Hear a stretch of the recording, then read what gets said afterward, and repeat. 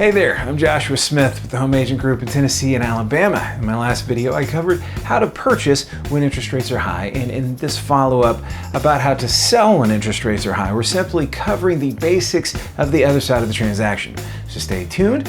There are some handy tips that I think would help anyone with a need to sell in this traverse marketplace. What's up? My name is Joshua Smith. I'm with the Home Agent Group. I want to talk to you about what you're up to and how we can expand together. To be honest with you, and you can cut this if you need to. What's the highlight of our entire trip?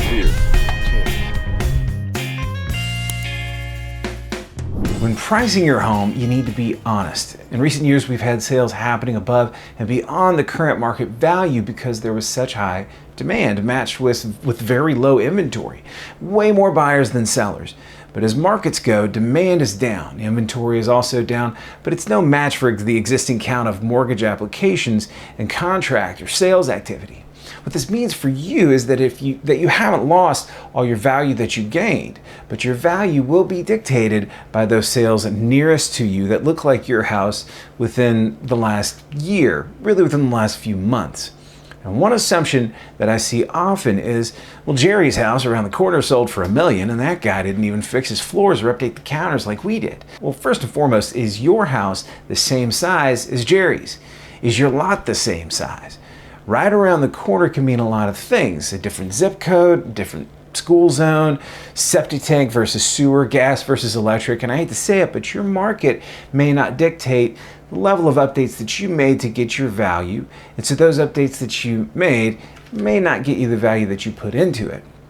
For example, if you splurged on expensive tiles, but all the houses around you on the market have LVT, you may not get the 10K out of those floors just because the comparable values could bring it down some. Now, these things don't have to mean much, but they can mean everything when a buyer comes along. So suffice to say, you want to work with a professional who can give you an honest price opinion based on your existing circumstances and the comparable properties around you. You should price it according to that because, in my experience, the market will bring you the right buyer when you have the property priced correctly.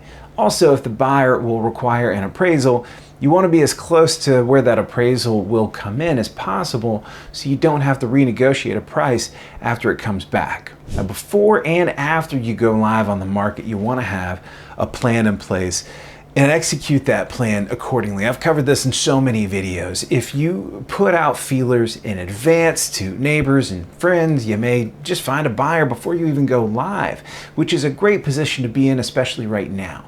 The more hype you have, the more interest you create. If you're working with an agent that doesn't have some standard marketing practices that they can point to, then question the process. Maybe go looking for another agent that does have this in place. It's paramount to a successful sale to have a plan and redundancies in place, especially in a slower market with a leaning tower of interest rates overbearing. And look, if you're watching this because you want to do a for sale by owner or a 1% or flat rate listing with an agency, I do have other videos to help out in some of those cases you definitely want to check out after this. But suffice to say, you and the MLS are the effective marketing plan if that's your lane. You'll need to blast it on socials, make sure it's being updated regularly, because otherwise people will forget about it after that first weekend. To stay top of mind, you have to be in front of people constantly. Now, I spend a lot of time and money on my listings, so expect that money you're saving to be spent either on additional marketing or marking your price down to attract a wider pool of buyers, any number of things that the agent didn't help you out with out of the gate. When it comes to negotiations, you really do need to know both sides of the transaction, the circumstances of both agents, the buyer you're working with. Some folks say this is cut and dry, but I just don't think that that's the case. Every deal is different, and you don't have to haggle a carpet salesperson in a bazaar to know what I'm talking about.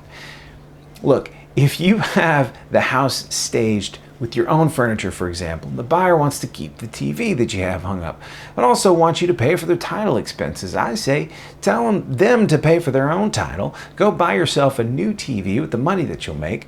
No question, Davidson County is tax-free on retail through October this year. Also, home warranties are good bargaining chips for repairs if you don't want to have to do them. There aren't many out there that I would recommend, but Achosa has reasonable rates for home warranties, and they seem to have good service for my clients. I use them myself. Negotiations require finesse and experience as well as really good people skills. If you aren't a people person, chances are you will have issues in this area on your own, so work with an agent that you feel confident can stride comfortably in any room with anybody. It's an acquired skill. I've taken classes and have run many businesses to gain the experience that I have, and honestly, I get something new out of every single deal that I do, so tread with care. I will cover some negotiation tactics in more detail in the next video that I do, so be sure to hit that dinger bell on YouTube to be notified if that's something you're more interested in. Now, I don't want to make this seem like a bad marketplace for sellers, but it is a very different marketplace than it's been in recent years. So I wanted to make sure that I got this video out there, and the last one, because the impression people have of this market always seems to be a bit off from what I'm actually seeing day in and day out. I hope that this was helpful for you. Thank you for watching, and I'll see you again soon.